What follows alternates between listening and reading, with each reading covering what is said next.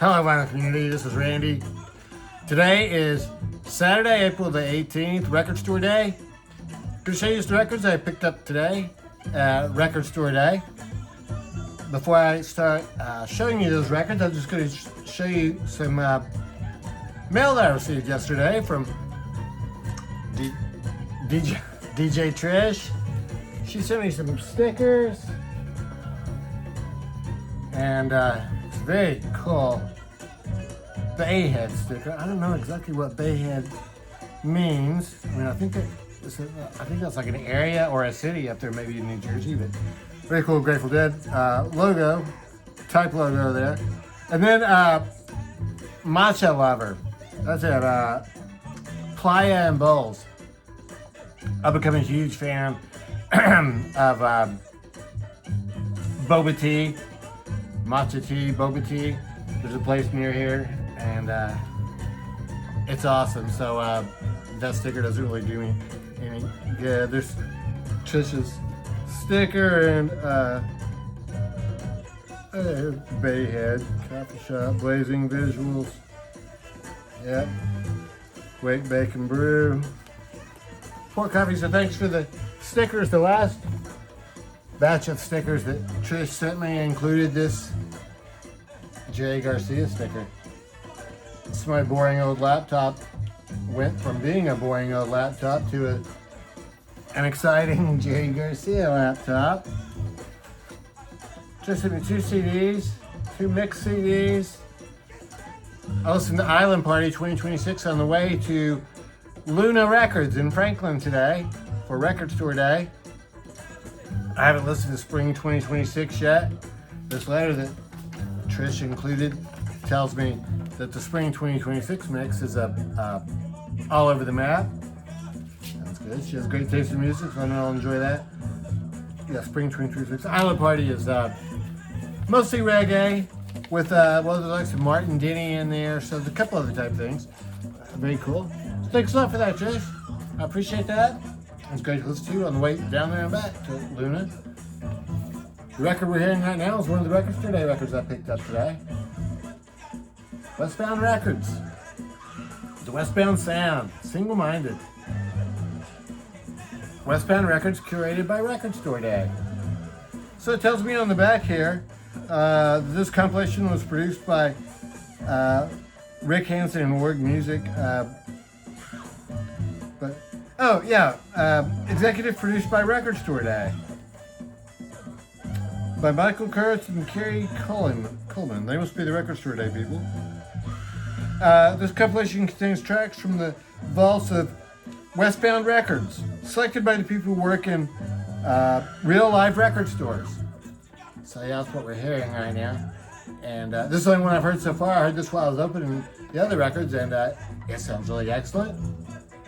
There's a track. This thing might take you a little bit of time to read those. Westbound, though, is Funkadelic.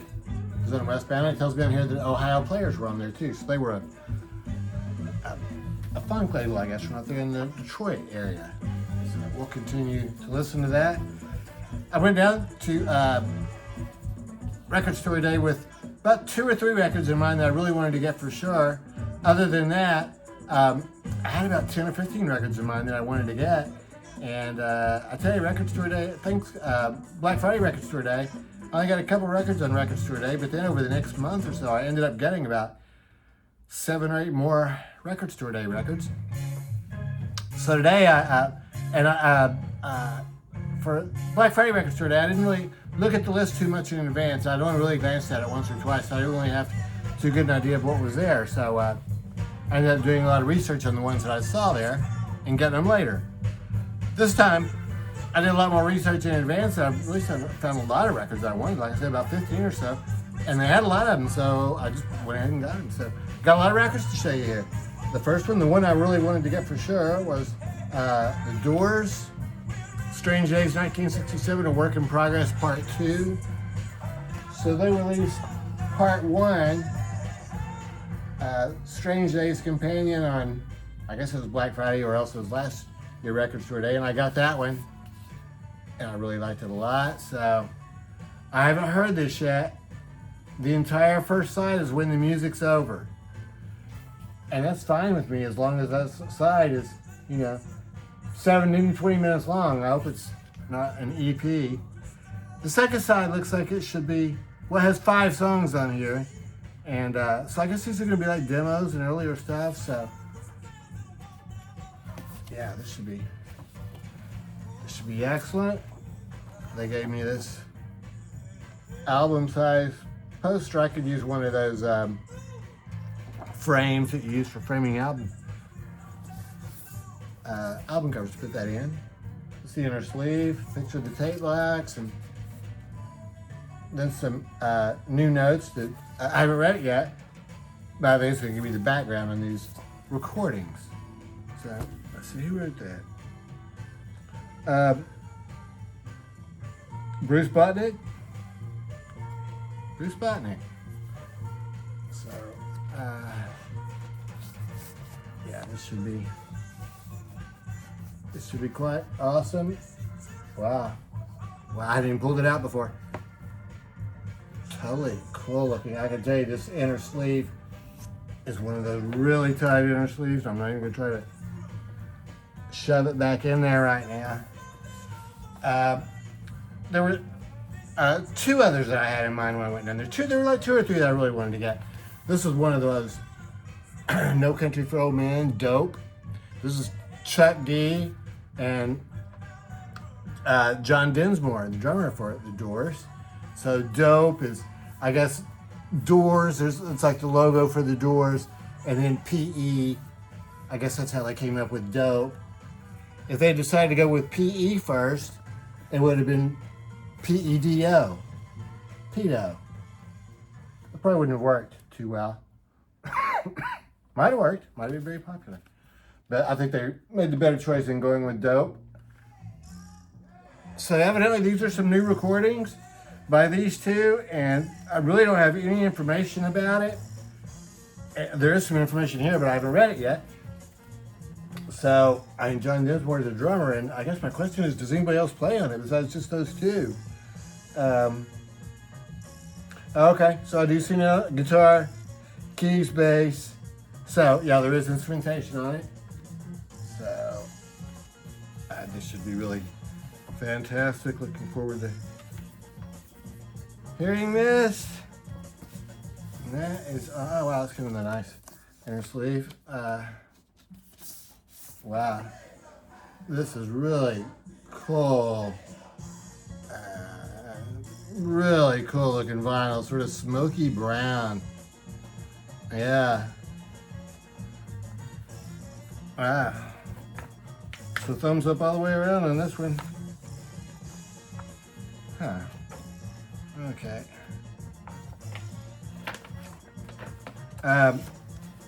And the last one that I really had in mind to get, that I wanted to get for sure, was this Black Sabbath reissue.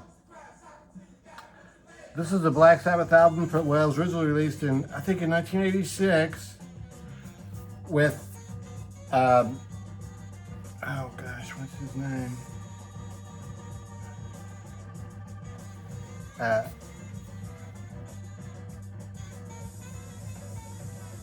I can't read it. The bass player from Deep Purple, who also sang for Deep Purple, does just the vocals on here. He doesn't do the bass. It's a totally different band though. I guess that's why they call it featuring Tony Iommi. He is the only original member on this album, and he's the only one I'm really familiar with, besides Glenn Hughes. Glenn Hughes is the singer. He was the guy who was with Deep Purple. He was the one in, had the really high-pitched, piercing vocal. Burn is the song I think of with him. I tested this out though on YouTube Music to see what he sounds like. And he's not doing that screeching high-pitched vocal throughout. It sounded pretty good, so I think I can listen to this. And I've really been getting into Tony Iommi lately, and it sounded good when I was streaming it, so yeah, this should be excellent. Very cool. inner sleeve with the words. I haven't looked at this yet. I assume Glenn Hughes wrote his own words, but I can't find that right now. Wow, look at that one. Fantastic. Wow. Really beautiful. 13th Floor Elevators, We Are Not Live. So this is that album that they released a long time ago in like 1968 or something. International artist released it. It was originally called Live, 13th Floor Elevators Live, but it was all studio recordings, and they added some applause from a recording of a bullfight. So evidently that applause just didn't fit in at all, and well, from what I read online, a lot of people are looking forward to hearing this, without that stuff added. This is cool here. This shows the first two albums. So the first 13th Floor Elevator albums, they say equals hard as in rock. The second one, Easter Everywhere, they call it Poetry in Motion. And here for this live one, and here's what the original looks like live. Excitement personified. But it's not really live, it's studio. So I have not heard this before. I didn't stream it or anything, so really looking forward to hearing this one. I do have a couple of live 13th Floor Elevator records, and but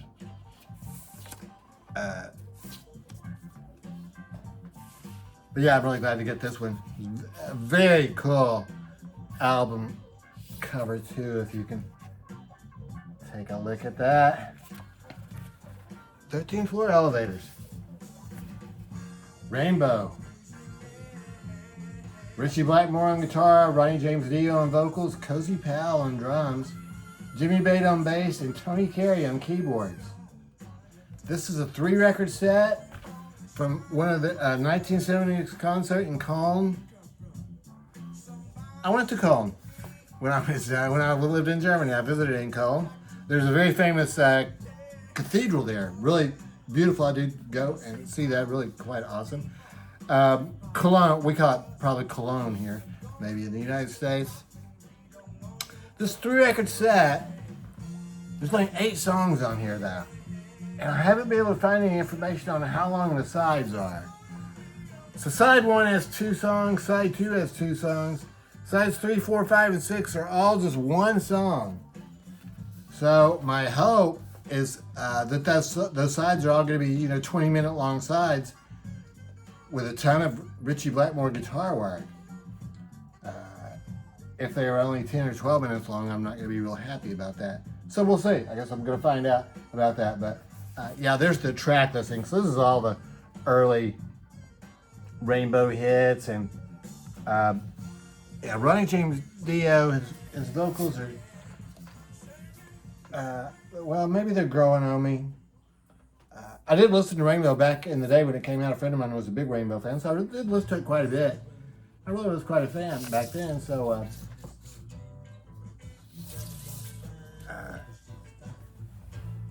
this is just a fantastic presentation though.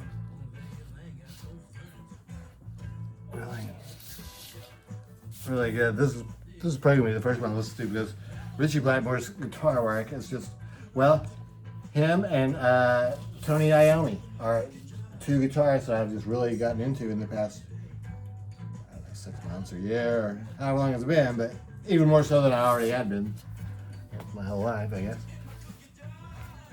Look at this fantastic album cover. This is one that was sort of, would maybe have been number 4 on ones I wanted to pick up. This is the Jazz Dispensary release for this record store day, and I usually try to get these. This one I wasn't too sure about because it's mostly Brazilian music.